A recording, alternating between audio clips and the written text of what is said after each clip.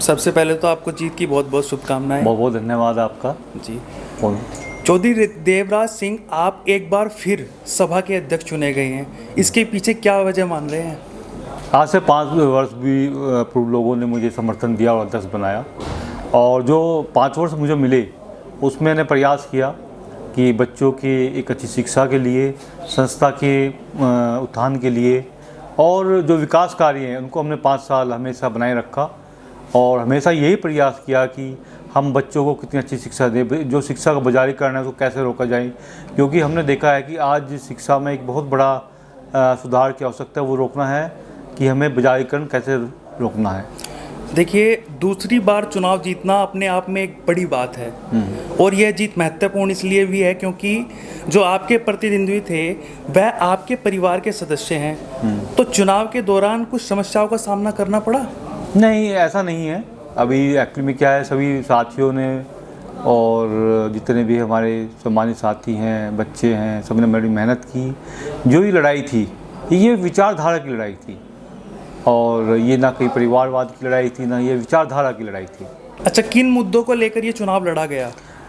एक तो हम चाहते हैं कि जो हमारी शिक्षा है, हमारा ये आपका संस्थान है, ये विश्व स्तर पर हम यहाँ पे कोर्सेज लाएँ, एजुकेशन दें, और जो बच्चे हैं उनको एक हम कैसे आधुनिक रूप से एक अच्छी शिक्षा उपलब्ध कराएं।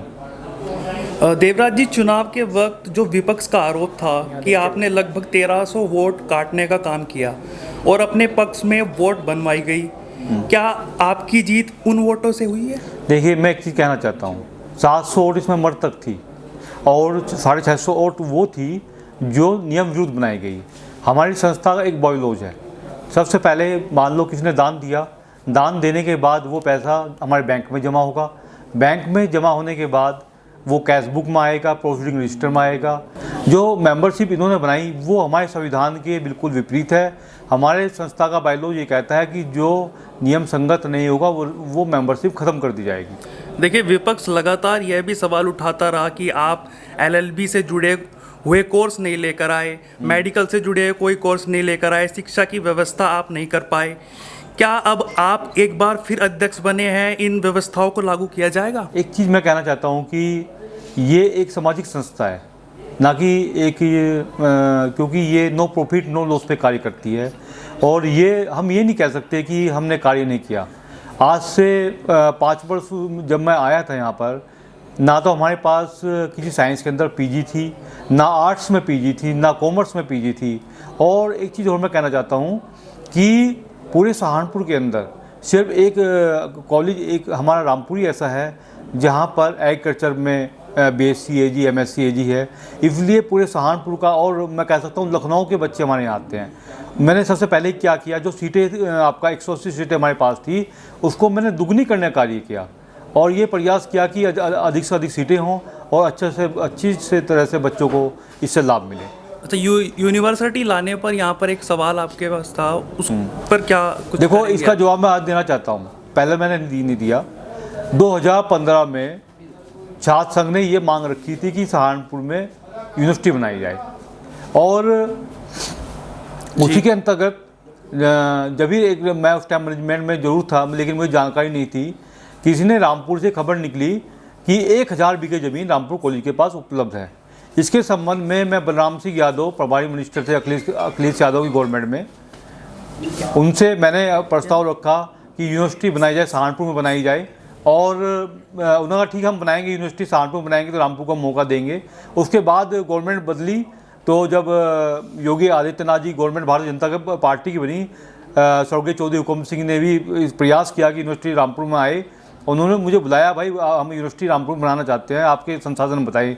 मैं कहा जी, हमारे संसाधन ये हैं कि हमारे पास 200 बीघा ज़मीन है, और वो भी एक जगह नहीं है, जबकि यूनिवर्सिटी के लिए 300-400 बीघी ज़मीन चाहिए। बोले हाँ, नहीं ये तो बात है। तो वो प्रपोजल थोड़ा सा डिले हो गया।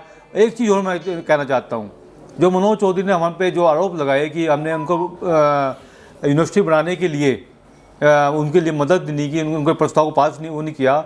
मैं एक बात कहना चाहता हूँ, उस मीटिंग में महिपाल सिंह माजरा, राज सिंह जी सभी उपलब्ध थे, और मैंने कहा जी आप यूनिवर्सिटी लाना चाहते हैं, मैं इसके लिए तैयार हूँ। तो इन्होंने कहा कि कल DM साहब आएंगे यहाँ पर, तो मैं कहा ठीक, मैं यहीं मिलूँगा। तो उसके बाद डीएम साहब पोहाड़का में गए, ठीक है। आने के बाद भी पता चला डीएम साहब ने बरसी में मुआयना किया, उसके करने के बाद शाम तक हम इंतज़ार किया, लेकिन रामपुर में डीएम साहब आए ही नहीं यहाँ पर, जो कहते डीएम साहब यहाँ आए।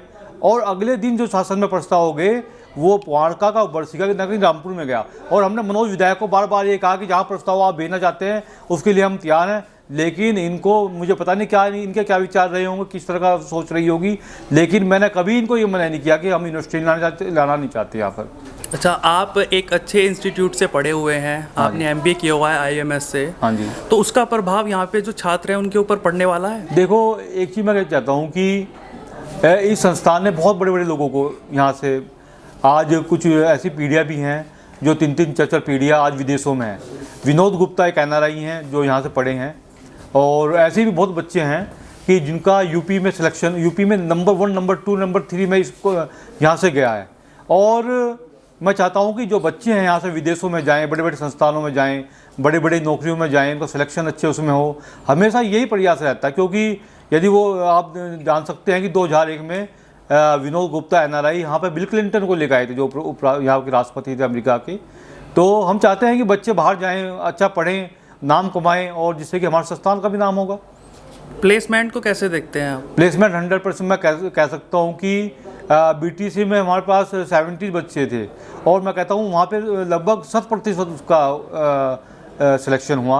हम यहाँ पे कोई कंप्रोमाइज़ नहीं करते बच्चों की सिलेक्शन में, हम सब कंप्रोमाइज़ करते हैं, अच्छी गुणवत्ता मिले, अच्छी शिक्षा मिले, जिससे कि बच्चा आगे बढ़े, उसका भविष्य उज्जवल रहे। जी, देखिए, अंतिम सवाल ये है कि इस कार्यकाल में आपकी क्या प्राथमिकताएं रहेंगी?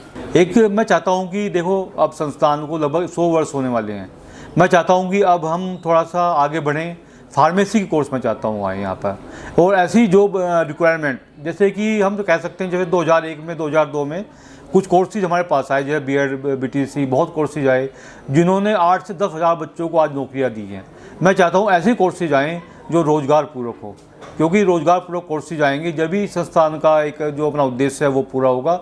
हम चाहते हैं कि फार्मेसी आए, और आपका टेक्निकल में जैसे इंजीनियरिंग वगैरह उसको हम लाने का प्रयास है। जो हमारा संस्थान जो पुराना हो चुका है उसका नवीनीकरण कराएंगे। हम चाहते हैं कि जो अब एजुकेशन ऑनलाइन होने लगी है उस पर हम ध्यान देंगे, कंप्यूटराइज एजुकेशन। जो हमारा अखिल भारतीय गुर्जर विद्या प्रचारणी सभा का हमारा कार्यालय है, लगभग 5 वर्षों में सभी लोगों की यही एक मांग रही है, विचार हुआ कि इसको नया बनाया जाए, इसका आधुनिकीकरण पर ध्यान दिया जाए। तो हम सब साथियों से मिलकर, जितने साथी हैं हमारे कार्यकारिणी के उससे बाहर से, तो उसको हम नवीकरण कराएंगे। दूसरा, हमने मीर भोर जी के नाम पर एक बहुत विशाल एक गेट और उनकी प्रतिमा का एक हमने वादा किया था बच्चों से, हम उसका पूर्ण कराने का कार्य करेंगे। इस खबर को अगर आप फेसबुक पर देख रहे हैं तो हमारे फेसबुक पेज को लाइक और फॉलो जरूर कीजिए, और अगर आप यूट्यूब पर देख रहे हैं तो हमारे चैनल को यूट्यूब पर जाकर अभी सब्सक्राइब कीजिए।